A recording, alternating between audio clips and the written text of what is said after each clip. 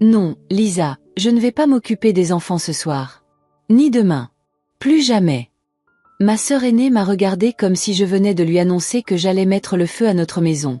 Ses yeux se sont écarquillés et le téléphone portable qu'elle tenait à la main a tremblé légèrement.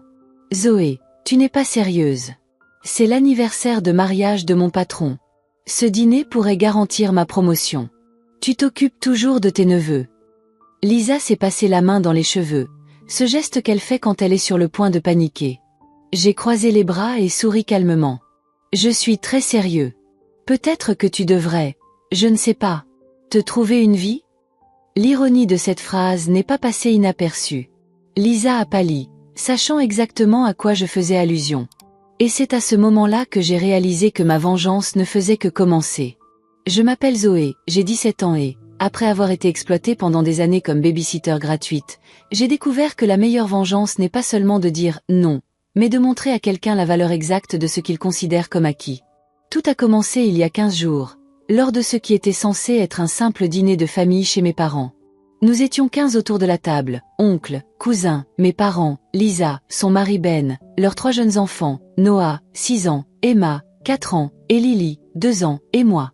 La conversation s'est déroulée au rythme du vin lorsque ma mère a mentionné, avec une fierté évidente, mes récents résultats scolaires. Zoé a obtenu les meilleures notes de la classe en calcul, dit ma mère en versant de la purée. Elle se consacre vraiment à ses études. C'est alors que Lisa s'est mise à rire, de ce rire condescendant qui m'a toujours agacée. Oui, parce qu'elle n'a pas de vie en dehors de ça. Pas de petite amie, pas de vie sociale, elle reste chez elle à faire des maths. Le silence qui s'est installé a été comme une petite fracture dans le temps. J'ai essayé de sourire, comme s'il s'agissait d'une blague entre sœurs. Mais Lisa, encouragée par le silence, a décidé de continuer. Zoé est en fait une nounou qui vit avec nous. Elle a fait un geste avec sa fourchette, comme pour souligner des faits évidents. En fait, je lui rends service en lui donnant quelque chose à faire. Les rires qui fusent autour de la table m'atteignent comme des flèches. Chaque rire était une petite coupure. J'ai senti mon visage s'échauffer et mes mains commencer à trembler. Lisa ne se contentait pas de me taquiner. Elle m'humiliait délibérément, rabaissant toutes mes réussites et réduisant mon existence à sa convenance. Mon père est finalement intervenu, mais le ton doux de sa voix laissait entendre qu'il s'agissait plus d'une requête que d'une réprimande. Lisa se contenta de hausser les épaules, comme si elle avait dit quelque chose de tout à fait anodin. Ce soir-là, alors que tout le monde continuait à manger et à discuter, je suis restée silencieuse, repassant mentalement en revue toutes les fois où j'ai annulé des projets avec des amis pour m'occuper des enfants de Lisa. Chaque week-end sacrifié. Chaque soirée d'études interrompue par ces appels d'urgence. Chaque « merci » absent. Ma mère m'a chuchoté plus tard, alors que j'aidais à nettoyer la cuisine. « Tu vas bien, mon chéri ?» Je lui ai répondu automatiquement que j'allais bien, mais quelque chose avait changé en moi. Une étincelle de détermination s'était allumée. Le lendemain matin, j'ai reçu le message habituel de Lisa. « Bonjour, peux-tu garder les enfants samedi ?» J'ai regardé l'écran pendant un long moment avant de répondre. « Non, je suis occupée. » Elle m'a répondu presque instantanément. « Avec quoi ?» Mes doigts planent sur le clavier. Une partie de moi voulait céder, comme toujours. Après tout, j'aimais mes neveux. Mais une autre partie, plus forte, a tapé. Trouver une vie. Le bombardement de messages qui a suivi était prévisible. Lisa était furieuse. Comment ai-je pu être aussi puérile? Ce n'était qu'une blague. Elle avait vraiment besoin de moi. Les enfants demandaient à voir tante Zoé. J'ai ignoré tous les messages, mais ce qui m'a vraiment surprise, c'est l'appel de ma mère cet après-midi-là. « Zoé, ta sœur est très contrariée », a-t-elle commencé, de la voix de quelqu'un qui essaie de régler un conflit. « Tu devrais faire preuve de plus de maturité et ne pas garder rancune pour une simple blague. » C'est à ce moment-là que j'ai compris que dire « non » une fois ne suffirait pas. Lisa ne se contentait pas d'abuser de ma bonne volonté. Elle avait construit toute sa vie autour de ma disponibilité permanente. Et ma famille soutenait inconsciemment cette dynamique. J'ai donc commencé à élaborer un plan. Non pas par vengeance mesquine, mais pour fixer des limites claires et donner à Lisa une leçon qu'elle n'oublierait jamais. Il ne s'agissait pas seulement de refuser de faire du babysitting. Et tout commencerait par le dîner d'anniversaire de mariage de son patron, prévu dans 15 jours. Si vous vous demandez comment une jeune fille de 17 ans peut orchestrer une vengeance aussi élégante contre une sœur manipulatrice, Continuez à regarder. Je vous promets que chaque moment d'humiliation que j'ai subi sera récompensé d'une manière que vous ne pouvez même pas imaginer. Et si vous appréciez cette histoire, n'oubliez pas de vous abonner pour ne pas manquer un seul détail de cet incroyable rebondissement que j'ai préparé pour Lisa. Je vais vous dire exactement comment j'ai planifié ma vengeance, car croyez-moi, ce n'était pas impulsif. Derrière mon éternel sourire de « babysitter de garde », je mettais en place toutes les pièces du puzzle pendant que Lisa continuait à me rabaisser. La première partie de mon plan consistait à rassembler des preuves. Au cours des 6 derniers mois, j'ai tenu un journal détaillé de toutes les fois où Lisa m'a demandé de garder les enfants. Date, heure, durée, motif présumé et ce qu'elle faisait réellement. Oui, parce que plusieurs fois ce « dîner de travail » était en fait une sortie avec des amis, ou cette « urgence au bureau » était un rendez-vous avec Ben dans un restaurant chic. Comment l'ai-je su? Les réseaux sociaux sont merveilleux. Lisa n'a jamais pu résister à l'envie de se renseigner sur des lieux ou de publier des articles. Mon allié inattendu dans ce plan était la tante Rachel, la sœur cadette de ma mère. Rachel a toujours été la tante rebelle de la famille, celle qui dirigeait sa propre entreprise, voyageait seule et ne se souciait pas de ce que les autres pensaient. Elle était présente au dîner fatidique et m'a appelé 2 jours plus tard. « Zoé, ce que Lisa a dit n'était pas du tout nécessaire », a-t-elle déclaré sans ambages. « J'aurais aimé pouvoir te défendre à l'époque, mais tu sais que ta mère déteste les confrontations lors des dîners de famille. » Lorsque j'ai fait part à Rachel de ma décision de ne plus faire de babysitting gratuit, elle m'a non seulement soutenue, mais elle m'a aussi fait une proposition inattendue. « En fait, j'ai besoin d'aide dans mon travail. En fait, j'ai besoin d'aide dans mon studio de design. Ce serait un travail à temps partiel, quelques heures après l'école et le samedi. Rémunéré, évidemment. » C'était comme si l'univers m'avait remis l'arme parfaite entre les mains. Un vrai travail, avec un vrai salaire, qui me donnerait à la fois l'indépendance financière et une excuse légitime pour ne pas être disponible pour Lisa. « Il y a juste un détail », a ajouté Rachel, avec un sourire malicieux dans la voix. « Ne parle à personne de ce travail pour l'instant. Même pas à ta mère. Dis simplement que tu es occupée par des projets personnels. » Rachel n'a pas eu besoin d'expliquer pourquoi. Nous savions toutes les deux que l'impact serait bien plus important si personne ne savait exactement ce que je faisais. Rendre Lisa confuse et en colère faisait partie du plan. Au cours de la semaine suivante, j'ai refusé toutes les demandes de babysitting de Lisa. Ses messages devenaient de plus en plus désespérés. « Zoé, s'il te plaît, ce n'est que pour 2 heures. Zoé, j'ai vraiment besoin de ce rendez-vous avec Ben.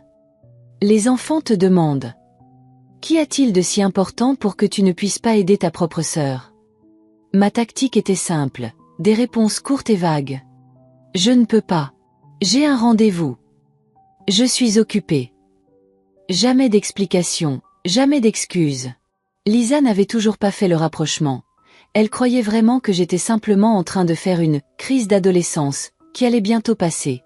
Elle ne savait pas que j'avais pris un véritable engagement professionnel et que j'avais désormais un mentor qui m'apprenait non seulement la conception, mais aussi à fixer des limites saines. La deuxième phase de mon plan a commencé à l'approche de l'anniversaire de mariage du patron de Lisa. Je savais que ce dîner était crucial pour elle. Ben m'a dit que son patron envisageait de lui accorder une promotion et qu'il était pratiquement obligatoire de faire bonne impression lors de cet événement. 3 jours avant le dîner, Lisa m'a envoyé non pas une demande, mais pratiquement un ordre. Vendredi, 19 h. Tu t'occupes des enfants. Nous serons de retour vers minuit. Je te laisse de l'argent pour la pizza. Pas une faveur, pas une question. Juste un ordre. C'est typique. J'ai laissé le message sans réponse pendant une journée entière, sachant que le silence la rendrait anxieuse. Lorsque j'ai finalement répondu, c'est par ce simple « non » qu'a commencé notre conversation au début de cette histoire. Ce que Lisa ne savait pas, c'est que pendant le mois que j'avais passé à travailler avec tante Rachel, j'avais économisé suffisamment d'argent pour engager la babysitter la plus recommandée de la ville pour cette soirée particulière, mais pas pour Lisa. Le plan était d'offrir ce service à quelqu'un d'autre qui le méritait vraiment. Pendant que Lisa paniquait face à mon refus, je finissais d'organiser la 3e et plus importante phase de mon plan. Il fallait que ce soit parfait, calculé et surtout une leçon qu'elle n'oublierait jamais. « Tu es sûr de toi ?» demande Rachel, alors que nous réglons les derniers détails. Une fois qu'on a commencé, on ne peut plus revenir en arrière. J'ai acquiescé fermement. J'ai acquiescé fermement. Lisa doit comprendre que mon temps a de la valeur, que mes réalisations ont de la valeur et que je ne suis pas une ressource gratuite à sa disposition. Eh bien, je pense qu'il est temps que tu donnes à ta grande sœur une leçon de respect, sourit Rachel en levant un verre de thé glacé en guise de toast symbolique. La veille du grand dîner, j'ai reçu un appel de ma mère. Sa voix était tendue, presque suppliante. Zoé, je t'en prie, reconsidère ta décision. Ta sœur est désespérée. Elle n'a pas trouvé de baby-sitter pour demain. C'est dommage, ai-je répondu calmement. Elle aurait peut-être dû y penser avant d'annoncer à toute la famille que je ne suis qu'une fille sans vie qui n'a rien de mieux à faire. Le silence à l'autre bout du fil est révélateur. Ma mère savait que j'avais raison, même si elle ne voulait pas l'admettre. Lorsque j'ai raccroché, j'ai regardé l'écran de mon téléphone portable et j'ai vu 3 appels manqués de Lisa. Un sourire s'est dessiné sur mon visage alors que j'imaginais son désespoir grandissant. Croyait-elle vraiment que j'allais céder à la dernière minute ? Que j'abandonnerais mon plan juste parce qu'elle avait des ennuis ? S'il y avait bien une chose que Lisa n'avait jamais compris chez moi, c'était que derrière la petite sœur, sans vie sociale, se cachait quelqu'un d'extrêmement déterminé. Et je ne manquais pas de détermination pour ce qui allait suivre. Que se passerait-il le jour du dîner ? Lisa trouverait-elle une solution à son problème de dernière minute ? Et surtout, comment réagirait-elle en découvrant que sa petite sœur, sans vie, avait bien plus de ressources et d'intelligence qu'elle ne l'avait jamais imaginé ? Le jour du grand dîner arrive. À 17h, mon téléphone portable a sonné. C'était Lisa, bien sûr. Je l'ai ignorée. 15 minutes plus tard, elle est apparue à la porte de ma chambre, visiblement agitée. « Zoé, ce n'est pas drôle. Tu dois m'aider aujourd'hui. » Sa voix avait ce ton autoritaire mêlé de désespoir. J'ai continué à organiser les croquis que Rachel m'avait demandé de revoir, sans même regarder Lisa. « Je t'ai dit que je ne pouvais pas. Qu'est-ce que tu fais de si important ?» a-t-elle pratiquement crié, entrant dans ma chambre sans permission. C'est alors qu'elle a remarqué les dessins sur mon bureau. « Qu'est-ce que c'est ? Tu refuses de t'occuper de tes neveux pour faire des gribouillis ? Ce n'est pas du gribouillage. C'est du travail. » J'ai répondu calmement, savourant la confusion sur son visage. « Du travail ? De quoi tu parles ?» À ce moment-là, mon portable a sonné. C'était Rachel. J'ai fait exprès de mettre le haut-parleur. « Zoé, les clients ont adoré ta mise en page. Ils veulent faire quelques ajustements mineurs avant la présentation finale de demain. Peux-tu les terminer ce soir ? Nous payons les heures supplémentaires, bien sûr. » Lisa est restée immobile, me regardant comme si elle avait vu un fantôme. « Pas de problème, Rachel. Je me concentrerai dessus toute la nuit. » J'ai répondu en fixant Lisa droit dans les yeux. Après avoir raccroché, Lisa avait l'air d'avoir été giflée. « Tu travailles pour tante Rachel ? » Depuis un mois. Un stage rémunéré dans son studio de design. J'apprends même beaucoup sur la gestion du temps et l'appréciation du travail des autres. Lisa commence à comprendre la vérité. Son visage oscille entre le choc et la colère. « Tu aurais pu me le dire. Fallait-il que tu me rendes désespérée ? Comme tu l'as dit, je n'ai pas de vie, je ne fais que des comptes. Pourquoi devrais-tu te soucier de mes projets ? » L'ironie de ma voix était palpable. Lisa regarde sa montre, réalisant qu'elle n'a plus beaucoup de temps. « Qu'est-ce qu'on fait maintenant ? Qu'est-ce que je fais des enfants ? C'est ton problème, pas le mien. Tu aurais peut-être dû y penser avant de m'humilier devant toute la famille. » C'est alors que l'on a sonné à la porte. Lisa a couru pour répondre, espérant probablement qu'il s'agissait d'un miracle. D'une certaine manière, c'était le cas. À la porte se tenait Olivia, la nounou la plus recherchée et la plus chère de la ville. Lisa la regarda avec confusion. « Olivia ? Que faites-vous ici ? » « J'ai été engagée pour m'occuper des enfants ce soir, » répondit Olivia avec professionnalisme. « Par qui ? » demande Lisa, complètement perdue. « Par moi, » répondis-je en apparaissant derrière elle. « Avec l'argent de mon salaire. » Lisa me regarde, abasourdie. « Tu as embauché une baby-sitter ? Mais pourquoi ? Si vous aviez les moyens de vous payer une nounou, pourquoi ne vous êtes-vous pas occupé des enfants vous-même ? Parce que je voulais que vous compreniez exactement ce que valent les services que je fournis gratuitement depuis quelques années. » J'ai tendu une enveloppe à Olivia. « Voici le paiement convenu. Merci d'être venu si rapidement. » Lisa assiste à la scène en état de choc. « Attendez, combien vous payez ? » « $200 pour la nuit, » répond Olivia avec désinvolture. « C'est le tarif normal pour 3 enfants un samedi, avec si peu de préavis. » Le visage de Lisa s'est vidé de ses couleurs. 200 $ pour 5 heures? Les services professionnels coûtent de l'argent, Lisa. Surprise? À ce moment-là, Ben apparaît dans l'embrasure de la porte, déjà habillé pour le dîner. Tout va bien. Il faut qu'on y aille bientôt. Oui, c'est réglé, ai-je répondu avant que Lisa ne prenne la parole. Olivia s'occupera des enfants. Vous pouvez aller dîner tranquillement. Alors que Lisa était encore en train d'assimiler ce qui se passait, j'ai tendu à Ben un mince dossier.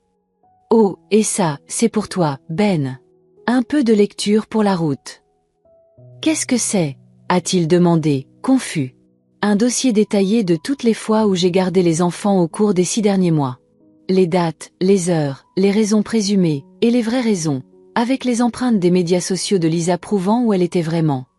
Les yeux de Lisa s'écarquillent d'horreur. Tu n'as pas fait ça. Si, je l'ai fait. Y compris un calcul de la valeur marchande de mes services, qui serait d'environ 7800 $ au total. Oh, et cela inclut aussi tous les messages dans lesquels vous m'avez dit de m'occuper des enfants. Notez que jamais vous n'avez demandé s'il vous plaît ou dit merci correctement. Ben feuillette le dossier, son expression se transformant peu à peu en incrédulité. Lisa, cette urgence au bureau le jour de notre anniversaire. Tu étais à une fête avec tes amis? Lisa tente de lui arracher le dossier des mains. C'est ridicule. Zoé invente des choses. Les empreintes sont très claires, ai-je répondu calmement. Les check-ins au restaurant, les stories Instagram, les photos taguées par les amis. Tout est correctement daté et organisé. Ben avait l'air sincèrement blessé. Tu m'as dit que tu devais travailler tard quand j'ai proposé qu'on fête notre anniversaire. Et puis tu as dit que tu étais trop épuisé pour sortir le week-end. Olivia, j'ai appelé, ignorant les protestations désespérées de Lisa, les enfants sont dans leur chambre. Noah a fini ses devoirs, mais Emma doit encore s'entraîner à lire. Pendant que Lisa et Ben discutaient à voix basse, Rachel est venue me chercher. Oui, la 3e partie de mon plan, j'avais du travail ce soir-là. Rachel présentait un projet important le lendemain, et je faisais partie de l'équipe. Prête? Demanda-t-elle. Absolument. J'ai pris mon sac et, avant de partir, je me suis tournée vers Lisa, qui avait l'air dévastée. Profite de ton important dîner. Oh, et quand tu reviendras, Olivia te donnera un reçu. Les professionnels donnent toujours des reçus pour les services rendus. Pendant que nous partions, j'entendais Lisa essayer désespérément d'expliquer à Ben que tout était hors contexte, que j'exagérais. Mais les empreintes ne mentaient pas. Et d'après son visage, il ne croyait pas à ses excuses. Dans la voiture, Rachel m'a souri. Comment te sens-tu? Honnêtement, libérée. Et un peu triste aussi. Je n'aurais jamais pensé devoir aller aussi loin pour être respectée par ma propre sœur. Certaines limites ne sont fixées que lorsqu'elles sont franchies, a répondu Rachel avec sagesse. Mais qu'en est-il maintenant? Qu'est-ce qui se passe après? Telle était la grande question. Lisa apprendrait-elle sa leçon? Mes parents comprendraient-ils ma version de l'histoire? Et surtout, avais-je franchi une ligne de non-retour dans ma relation avec ma sœur? 2 semaines se sont écoulées depuis cette nuit fatidique.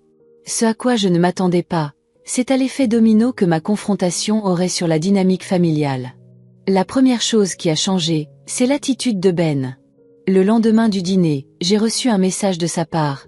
Merci de m'avoir ouvert les yeux. Il faut qu'on parle. Apparemment, après avoir examiné toute la documentation que j'avais préparée, ils ont eu une longue conversation aux petites heures du matin. Ben a enfin compris comment Lisa avait manipulé non seulement moi, mais aussi lui, en se servant des enfants comme d'une excuse pour faire ce qu'elle voulait. 3 jours plus tard, j'ai été surprise de voir Ben à la porte du studio de Rachel, avec Noah, Emma et Lily. On peut parler? A-t-il demandé. Je veux que les enfants l'entendent aussi. Ben s'est assis avec eux 3 sur le canapé de la réception et leur a expliqué que tante Zoé n'était pas une nounou, mais une étudiante talentueuse avec un travail important, et qu'il ne pouvait plus s'attendre à ce que je m'occupe d'eux chaque fois qu'il le souhaitait. Mais nous pouvons toujours voir tante Zoé, n'est-ce pas? Demande Noah, visiblement inquiet. Bien sûr que vous pouvez, ai-je répondu en m'agenouillant devant lui. Mais maintenant, ce sera différent. Nous allons programmer des jours spécifiques pour passer du temps ensemble, comme le font les gens qui se respectent. Ce qui m'a le plus touché, c'est quand Emma, âgée de 4 ans à peine, m'a dit « Maman a eu tort de dire que tu n'avais pas de vie. » Même les enfants avaient compris ce qui s'était passé. Quant à Lisa, elle m'a complètement évité pendant une semaine. Lorsque nous nous sommes finalement retrouvés pour le déjeuner du dimanche chez mes parents, elle était méconnaissable, calme, sans son habituel air de supériorité. Ben avait insisté pour qu'elle soit présente et qu'elle affronte la situation comme une adulte. Au cours du déjeuner, mon père, qui prenait rarement la parole dans les conflits familiaux, a surpris tout le monde en levant son verre. Zoé m'a donné une précieuse leçon récemment. Sur l'importance du travail des gens et sur le fait de ne pas considérer ceux que nous aimons comme acquis. Je suis fière de la femme que tu es en train de devenir, ma fille. J'ai vu des larmes dans les yeux de Lisa. Non pas de colère, mais de véritable honte. Ma mère, toujours aussi pacifique, a essayé de changer de sujet, mais mon père a continué. Et je pense que quelqu'un ici a quelque chose à dire. Lisa a pris une grande inspiration. Zoé, je suis désolée. Pas seulement pour ce que j'ai dit au dîner, mais pour avoir abusé de ta bonne volonté pendant des années. J'ai été égoïste et méchant. Tu es intelligente, talentueuse et tu as un bel avenir devant toi. C'étaient les excuses les plus sincères que j'avais jamais entendues de sa part. Je me suis rendu compte que ma vengeance n'avait pas seulement mis en lumière son comportement manipulateur, mais qu'elle avait forcé Lisa à se confronter à la personne qu'elle était devenue. J'accepte tes excuses, ai-je répondu calmement. Mais les mots doivent être accompagnés d'actes. Au cours des mois qui ont suivi, ma vie a changé radicalement. Le stage avec Rachel s'est transformé en un véritable emploi à temps partiel qui s'est poursuivi même après mon retour à l'école. Mes créations ont été incluses dans une grande campagne qui a remporté un prix régional de design. Rachel m'a appris non seulement la conception graphique, mais aussi la négociation, la valorisation de son travail et la manière de fixer des limites professionnelles saines. Lisa et Ben ont suivi une thérapie de couple, ce qui, selon lui, aurait dû se produire il y a des années. Elle a cessé de s'afficher de manière obsessionnelle sur les médias sociaux et a commencé à passer plus de temps avec les enfants. Et lorsqu'elle avait vraiment besoin d'aide, elle demandait poliment, à l'avance, et proposait toujours un paiement. Vous pouvez refuser, bien sûr, disait-elle, un nouveau mantra qui sonnait étrangement mais sincèrement sur ses lèvres. Parfois j'acceptais, parfois je refusais, en fonction de mes projets et de mes disponibilités. Et j'ai remarqué quelque chose d'intéressant. Plus je posais des limites claires, plus notre relation s'améliorait. Contrairement à ce que Lisa pensait, le respect ne diminuait pas l'affection, il la renforçait. Un dimanche après-midi, alors qu'elle jouait avec les enfants dans le parc, une visite planifiée à l'avance, Lisa s'est assise à côté de moi sur le banc. « Tu sais, j'ai toujours pensé que tu n'étais que ma petite sœur ennuyeuse », avoue-t-elle en regardant les enfants jouer. J'étais tellement occupée à me sentir supérieure que je n'ai pas réalisé à quel point tu avais grandi. Tu as plus de maturité à 17 ans que moi à 27. Ce n'est pas une question de maturité, ai-je répondu honnêtement. C'est une question de respect mutuel. Le mois dernier, j'ai eu 18 ans. À ma grande surprise, Lisa et Ben m'ont offert un chèque. Ben m'a expliqué qu'il s'agissait d'un paiement rétroactif symbolique, qui ne couvrait évidemment pas tout, mais que nous voulions que tu saches que nous reconnaissons la valeur de ton temps. J'ai utilisé l'argent pour acheter mon premier ordinateur portable professionnel pour la conception. Un outil qui m'aidera à construire ma carrière. Parfois, quand je regarde en arrière, je me demande si ma « vengeance » était vraiment une vengeance. En fin de compte, je n'ai pas détruit ma sœur. J'ai aidé à reconstruire notre relation sur des bases plus saines. Je n'ai pas perdu mes neveux. J'ai gagné du temps de qualité avec eux. Et je n'ai pas brisé ma famille. Je l'ai renforcée par l'honnêteté. La leçon la plus importante que j'ai apprise est que fixer des limites n'est pas égoïste. C'est de l'autopréservation. C'est montrer aux gens comment ils méritent d'être traités. Ma sœur a eu besoin d'être confrontée à la réalité pour s'en rendre compte. Mais en fin de compte, nous avons tous grandi. Pour tous ceux qui vivent une situation similaire, rappelez-vous que votre vie, votre temps et vos compétences ont de la valeur. Parfois, la vengeance la plus puissante n'est pas de détruire ceux qui vous ont fait du mal, mais de leur montrer, et surtout de vous montrer, combien vous valez vraiment. Et oui, je me souviens encore de cette phrase prononcée par Lisa autour de la table. Elle n'a pas de vie en dehors de ça. Elle avait raison sur un point, je n'avais pas de vie, parce que j'étais trop occupée à vivre sa vie. Aujourd'hui, je vis enfin la mienne. Si vous avez apprécié cette histoire de rédemption et de fixation de limites, n'oubliez pas de vous abonner à la chaîne pour d'autres histoires comme celle-ci, où des gens ordinaires trouvent une force extraordinaire pour transformer des situations difficiles en triomphe personnel. Parfois, comme je l'ai appris, la meilleure des vengeances n'est pas de se défendre, mais de s'épanouir.